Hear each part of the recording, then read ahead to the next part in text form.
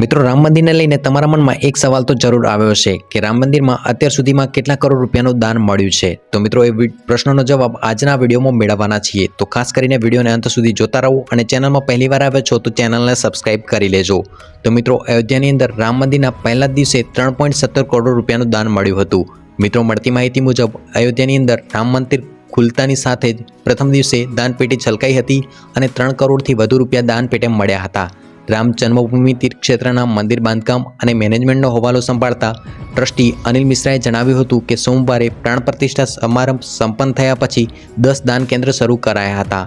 મંગળવારે રામ ભક્તોએ રોકડ અને ઓનલાઈન રકમ મળીને કુલ 3.17 કરોડનું દાન આપ્યું હતું। અનિલ મિશ્રાએ ઉમેર્યું હતું કે 5 લાખથી વધુ શ્રદ્ધાળુઓ મંદિરમાં દર્શન કરવા આવ્યા હતા અને બુધવારે પણ ભક્તોની ઘોડાપૂર ઉમટ્યું હતું। અને આ રીતે મિત્રો, રામ મંદિરની અંદર અત્યાર સુધીમાં 3.17 કરોડ રૂપિયાનું દાન મળ્યું હોય તેવી માહિતી મળી રહી છે। તો મિત્રો, આ દાનપેટે મળેલી રકમ અંગે તમારું શું કહેવું છે તે કોમેન્ટ કરીને જરૂરથી જણાવજો। અને આજની આ માહિતી તમને પસંદ આવી હોય તો વિડીયોને લાઇક કરી ચેનલને સબસ્ક્રાઇબ જરૂર કરજો।